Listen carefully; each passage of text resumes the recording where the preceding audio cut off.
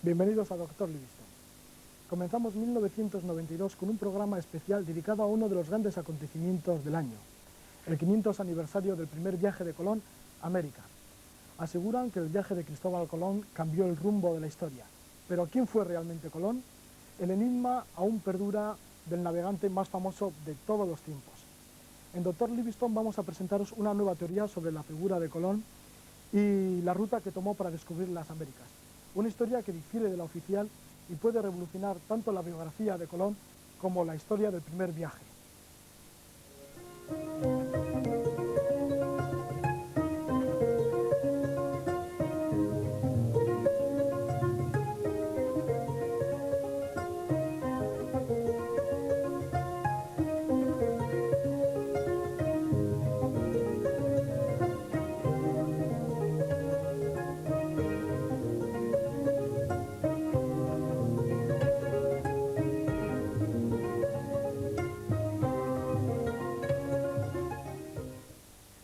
Hay una teoría sobre Colón que afirma que se apoderó de un mapa elaborado por un piloto al servicio de Portugal que luego se perdió en el océano.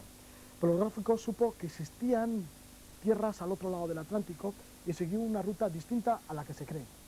El autor de esta investigación es el profesor de la Escuela Superior de la Marina Civil de Cádiz, Luis Miguel Coín Cuenca. Durante 16 años ha estudiado minuciosamente el primer viaje de Colón. Para demostrar en la práctica su teoría, construyó una réplica de la Niña con la que repetiría la singladura americana. Una aventura que se filmó y luego la veremos dentro de unos momentos por primera vez en el Estado español. Va a ser un estreno aquí. Como preámbulo conversaremos con el profesor Coín Cuenca sobre su teoría. ¿Por qué te interesaste en un principio tanto en este primer viaje de Colón? Pues porque como marino mercante, como andaluz y como español, siempre me interesó mucho todo lo relativo a la historia del descubrimiento de América. Y por consiguiente, cuando empecé a navegar, pues mi primera intención fue navegar hacia América y además siguiendo las rutas que siguió Colón en su primer viaje. Y comprobando a bordo, con el diario de Colón, los rumbos, las distancias, los vientos, comprobé que no coincidía con la realidad. Y por consiguiente ya empecé a investigar y cada vez vi que había más diferencia entre lo que aparece en ese diario y lo que era la realidad. ¿Y en qué pruebas se basa la teoría sobre la ruta que siguió Colón? Pues precisamente lo que es el diario de Colón, una vez que empiezo a estudiar el tema ya a fondo, veo que no es realmente un diario, sino que es una copia de otra copia del diario. Y por consiguiente, todos esos datos náuticos empiezo ya a comprobarlos que no corresponden con la realidad de una navegación desde las Canarias hacia América en línea recta, con rumbo oeste, sino que hay una serie de alteraciones que en un principio tuve que comprobar que hace 500 años eran idénticas en cuanto a vientos y corrientes que ahora por los tratados de náutica de los marinos mercantes españoles. Y por tanto, comprobando vientos, comprobando las corrientes, comprobando los pájaros marinos, las algas y todas las características meteorológicas oceanográficas, podemos demostrar de una manera totalmente clara y sin dudas que la ruta que siguió Colón no fue al oeste de las Canarias, como dice la copia del diario, sino bajando con el rumbo sudoeste hasta las islas de Cabo Verde y de ahí sí poniendo rumbo oeste, hasta llegar hasta América. ¿Y con qué objetivo ocultó Colón la ruta que siguió? Precisamente lo ocultó porque había un tratado entre España y Portugal en aquella época que prohibía a las carabelas españolas bajar por debajo del paralelo de las Islas Canarias. Por tanto, si Colón manifestaba este rumbo verdadero que seguía, pues rápidamente los portugueses reclamarían todo el descubrimiento como propiedad suya y por tanto se originaría un conflicto tremendo entre España y Portugal. Para llevar a la práctica, como hemos dicho, tu teoría sobre la ruta que tomó realmente Colón, según tu criterio, pues creaste de nuevo a la niña, la carabela de la niña. ¿Con qué problemas te encontraste y cómo habéis realizado esta carabela? Sí, es decir, el problema fundamental era que para demostrar esta teoría de una forma práctica necesitamos una carabela exacta, idéntica, que navegara a la misma velocidad, con las mismas características técnicas de ceñida, de navegación contra viento, de navegación con vientos a favor, de maniobrabilidad igual. Y por tanto, estudiando todas las que se habían hecho hasta ese momento, nos encontramos que ninguna cumplía estos requisitos. Por tanto, tuvimos que empezar a investigar desde el principio y tuvimos que ir a los archivos del puerto de Santa María, de Cádiz, de Jerez, de Sevilla, de Huelva, hasta encontrar que no había habido planos hasta el siglo XVI finales prácticamente de las embarcaciones de aquella época, y por tanto estudiar esto era muy complicado, puesto que eran datos que aparecían en literatura, en historia, en tratados muy rudimentarios de náutica, y por consiguiente era muy difícil el llegar a conseguir esos planos. Por tanto, en la investigación de protocolos notariales encontramos los datos de dimensiones, de características generales, y luego acudiendo a carpinteros de ribera de esta zona, que todavía afortunadamente quedaban, sobre todo en Barbate, el maestro de carpintería Sebastián Quirós, que era un auténtico experto en construcción de embarcaciones del tamaño de las carabelas, embarcaciones en torno a los 20-30 metros de longitud, y precisamente esta fue nuestra suerte, porque con él pudimos comprobar, pudimos hacer el interior. Yo puse la forma y él puso el contenido y pudimos conseguir una auténtica carabela, que es la niña, con la que pudimos hacer el viaje. ¿Habéis tenido problemas tanto en la fabricación, la construcción de esta nave, como por ejemplo en financiación? Sí, es decir, en un principio se recibió muy bien por parte de Cádiz y de las autoridades, incluso de la Comisión Nacional, la construcción de esta carabela nuestra, una aportación de Cádiz al quinto centenario. Pero después, una vez que ya la embarcación navegó y demostró que era una auténtica carabela, pues ya encontramos todas las dificultades del mundo para navegar. Es decir, parece que sentaba mal que ese barco pues reuniese todos esos requisitos, y por tanto no pudimos contar con ninguna ayuda ni de la Comisión Nacional, ni siquiera de la Expo de Sevilla, para poder realizar esta experiencia, que era fundamental para empezar a estudiar a fondo lo que fue verdaderamente la aportación náutica española en el descubrimiento de América. O sea que de alguna manera os han acallado. Se ha Sí, querido contar también no solo la ruta de Colón, sino también vuestro viaje. Exactamente, así es, esa ha sido la realidad. Pero gracias al interés mostrado por los británicos y sobre todo por los Estados Unidos de Norteamérica, pues conseguimos esa ayuda para hacer ese viaje, y también lógicamente a la Universidad de Cádiz, al Ayuntamiento de Cádiz y a la Diputación Provincial de Cádiz, que siempre apoyaron este proyecto hasta el final. Y gracias a ellos pudimos hacer ese viaje, y la televisión británica y norteamericana pues hicieron esa película que veremos dentro de un momento. Sí, la vamos a ver ahora mismo, una película que, como decimos, no se ha dado el Estado español, que de alguna manera ha estado acallada, pero vamos a tener la suerte de ofreceros ahora aquí en Dr. Livingstone en un programa especial. Luego, para terminar, continuaremos hablando contigo, porque seguramente que la gente al verlo va a sacar muchas conclusiones y va a tener muchas preguntas que hacerte. De acuerdo. Te las haremos. Ahora vamos a ver ese viaje hacia el nuevo mundo, una nueva ruta, la teoría del profesor Coín Cuenca, en ese viaje en la niña, esa réplica de la niña hacia América.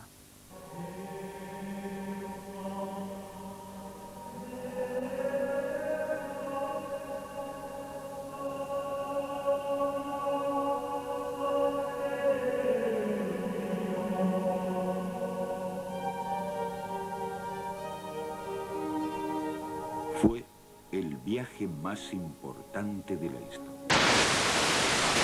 2 años. Cristóbal Colón partió con 3 navíos en un viaje hacia lo desconocido. Sabemos lo que encontró. En el que arribó a la costa de una isla caribeña el 12 de octubre de 1492, se escribió una nueva página en la historia de la humanidad.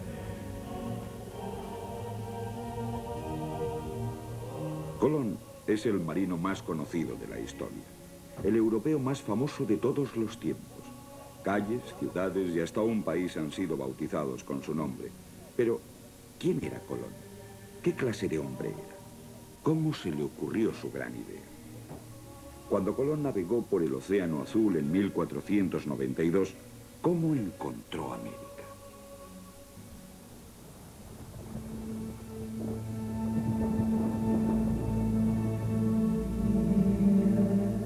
Estamos en 1477 aproximadamente. Un barco portugués va a la deriva por el Atlántico, porfiando por alcanzar la isla de Madeira. Unos pocos y agonizantes supervivientes consiguen llegar a tierra en donde son cuidados por el cuñado del gobernador. Un ambicioso hombre de mar que escucha atentamente la historia de cómo fueron arrastrados más allá del Atlántico por una gran tormenta. El práctico del barco ha confeccionado un mapa de las nuevas tierras que han encontrado. Islas paradisiacas pobladas por gente amistosa y desarmada. Y desde luego, llenas de oro. Cuando el último de los supervivientes muere, ese mapa pasa al bolsillo de aquel hombre de mar. Su nombre, Cristóbal Colón. Hay muchos misterios en torno a Colón y muchos rostros distintos. No sabemos qué aspecto tenía. Se cree que nació en Génova, pero cambió 3 veces de nombre y de nacionalidad. Durante varios años trató de vender la extravagante idea de navegar a través del Atlántico hasta tocar tierra. Rechazado por los portugueses, se dirigió desesperadamente a los castellanos y a su reina Isabel. ¿Por qué lo apoyó en una aventura semejante? ¿Y por qué decía que Colón se comportaba como si tuviera las Indias en el bolsillo?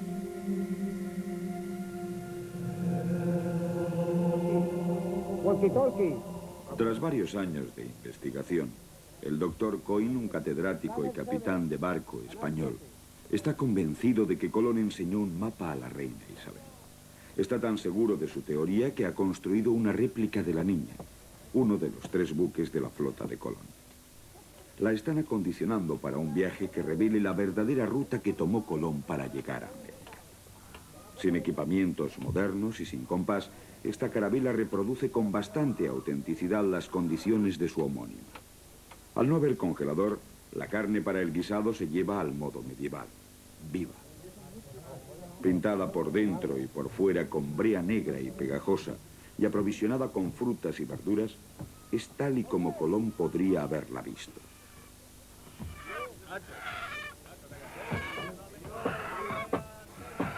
Cámara, ¿eh? Yo que va, a mí que me enchufran de mala manera. Ahora meta muchos golpes porque si no...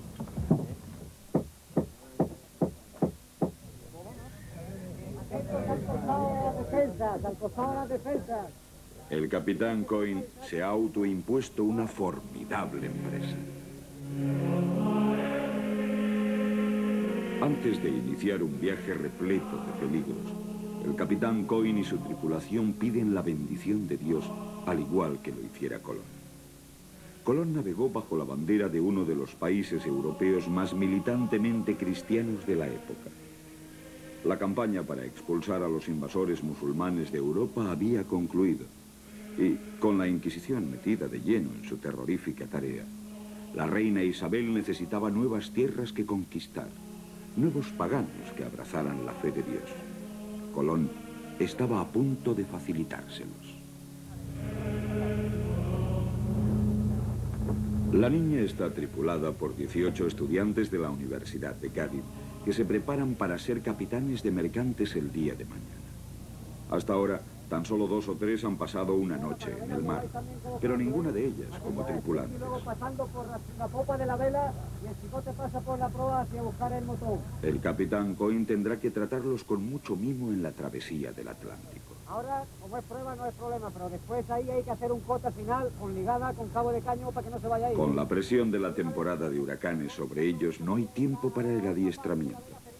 Tendrán que aprender a manejar los cabos sobre la marcha. El capitán Coin ya ha empezado a meter horas extras, y eso que todavía no han zarpado. La tripulación de Colón era totalmente masculina. En esta época de igualdad, hay una mujer a bordo, Marta, que estudia para ser oficial de barco. Las normas exigen que la niña sea escoltada por un yate escuela de la Universidad de Cádiz, cuyo motor y equipamientos electrónicos la socorrerán en caso de emergencia. La niña va equipada con balsas salvavidas y bengalas de señales, pero una carabela medieval solo puede incorporar los requisitos de seguridad actuales hasta cierto punto. Si Colón navegara hoy con sus barcos por aguas americanas, estos serían embargados por los guardacostas como trampas mortales.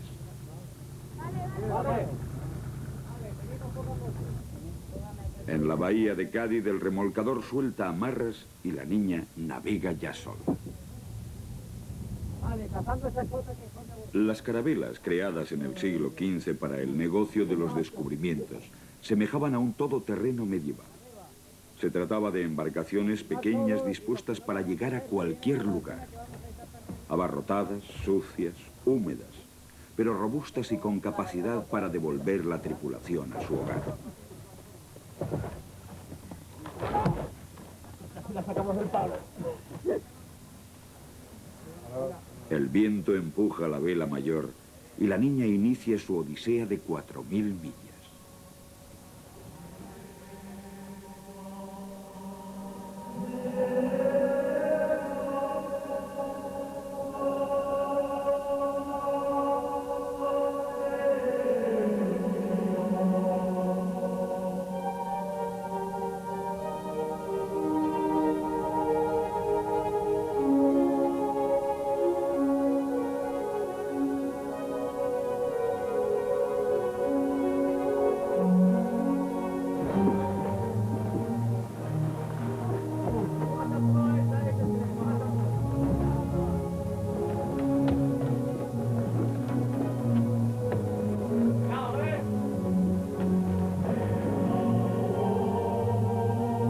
Tres barcos conformaban la flota de Colón: la Santa María, la Pinta y la Niña.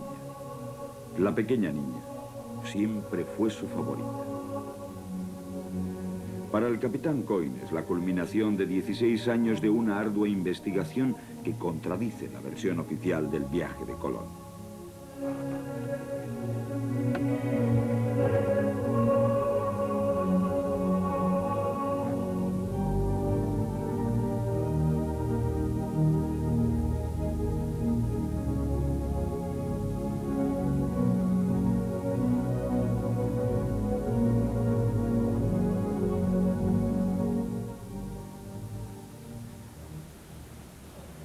El pueblo español de Piños juega un pequeño pero pintoresco papel en la historia.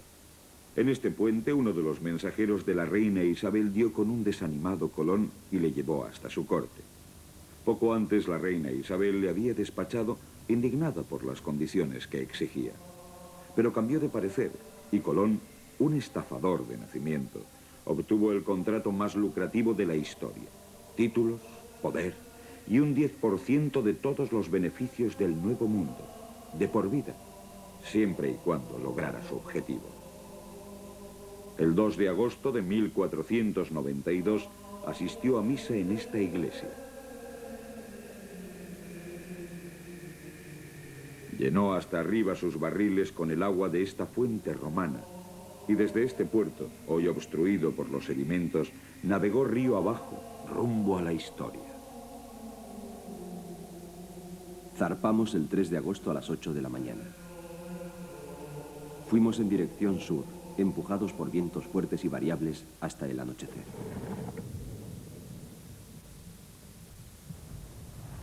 Después hacia el suroeste en dirección a las Islas Canarias.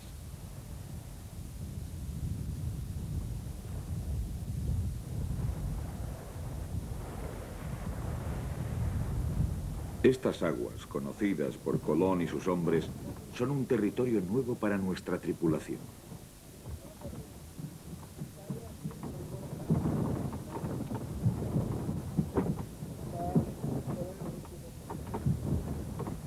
Los marineros de Colón cantaban himnos al término de cada jornada y rezaban para que el viaje fuera seguro. El capitán Coin ha insistido para que su tripulación siga la misma rutina, pero está un pelín desafinada.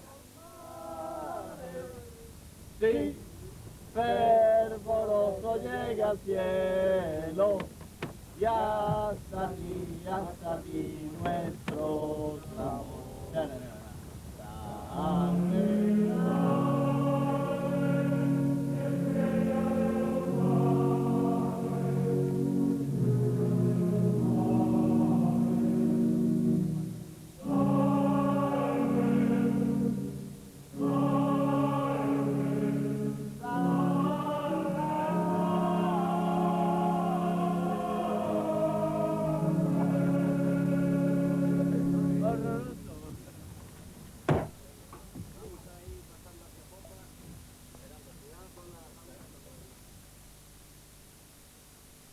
A pesar de las oraciones, casi se produce el desastre durante la primera noche. El palo de mesana se parte por la mitad y cae sobre cubierta. Los conejos y la tripulación que dormían debajo se han librado por los pelos.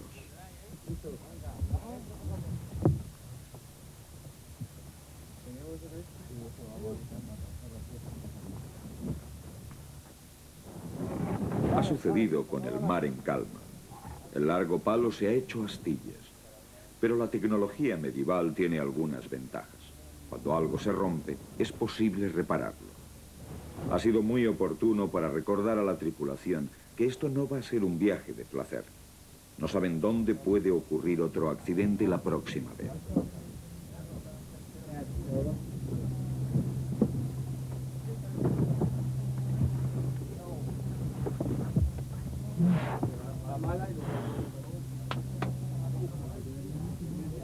Llevan tan solo una noche en el mar y ya están agotados.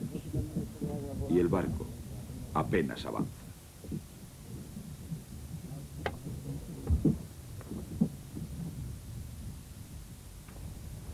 Pero entonces la bandera empieza a ondear. Ahí.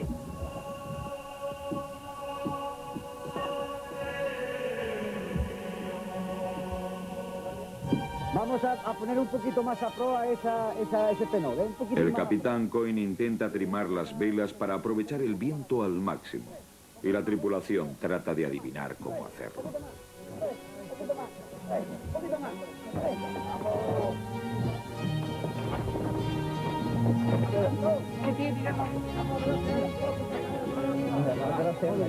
¿Has soltado ahí atrás?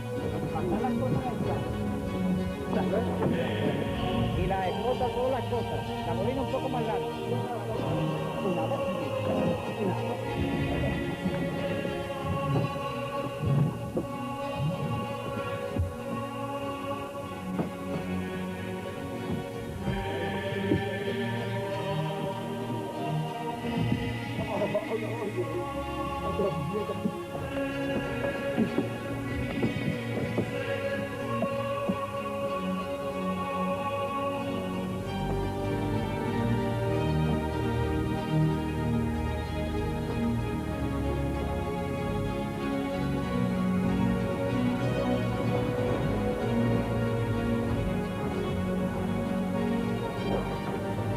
Por fin, la niña avanza a buen ritmo rumbo sur, hacia el mar abierto.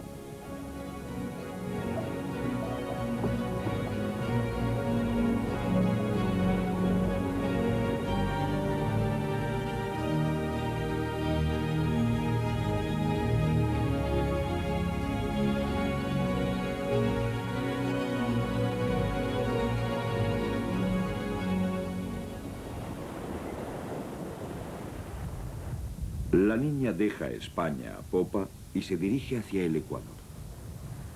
En la época de Colón, la gente sabía que la Tierra era redonda. Su tripulación no temía caer por el borde de la Tierra, pero tenían miedo a lo desconocido. Miedo ante los rumores de la existencia de monstruos en el Atlántico.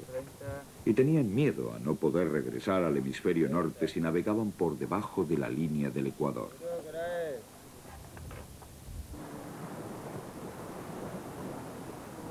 Mariano, danos escota.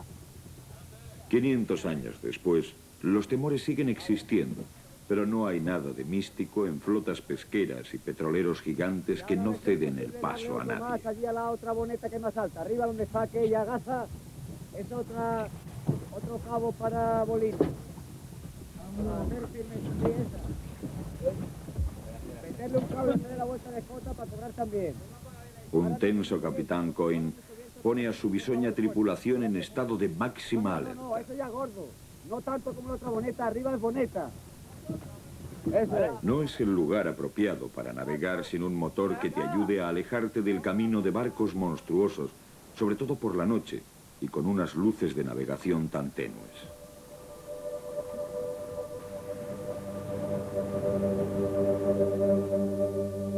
En esta primera fase del viaje, Cristóbal Colón escribió en su diario: Pretendo confeccionar una nueva carta de navegación en la que colocaré todos los mares y las tierras de los mares en sus posiciones correctas. Es muy importante que duerma poco y trabaje mucho, porque los peligros serán grandes. 45. Pero el diario original desapareció, y los historiadores han tenido que reconstruirlo a partir de resúmenes y copias. El capitán Cohen cree que demostrará que las copias fueron alteradas deliberadamente y que el diario original dejó una pista falsa. Por la noche, la bodega es como un cuchitril abarrotado de mendigos, como si de un barco de esclavos se tratara.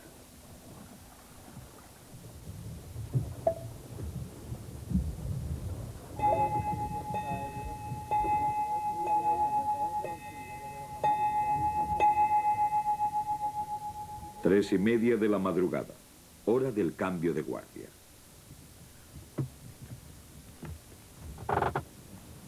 Cuatro horas de servicio y 8 de descanso. Esa es la rutina diaria. Gracias a la navegación moderna, estos tripulantes saben dónde están. Pero Colón tenía que apañárselas con un tosco compás.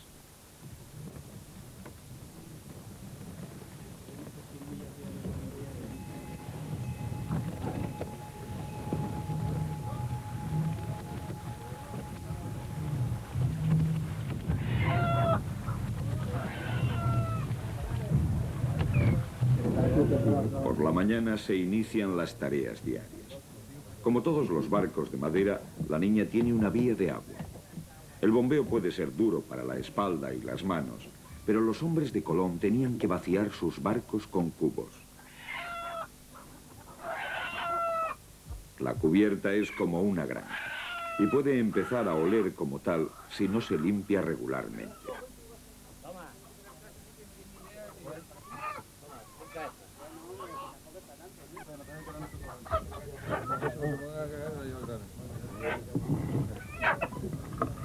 ¡Pepe!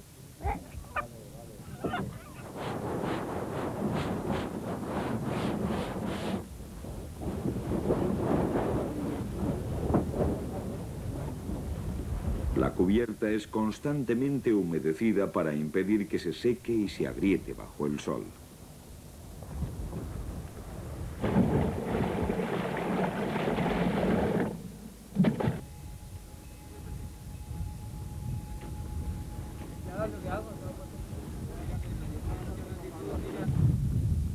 El Atlántico es el cuarto de baño y la lavandería, y el servicio de caballeros está en la banda de estribor.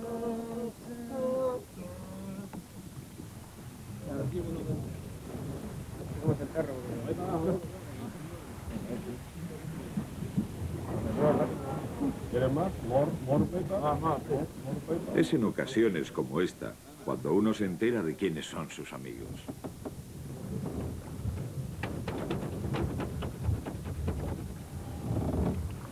En esta lavadora gigante que es el océano Atlántico, la ropa acaba limpia pero adobada en sal, como si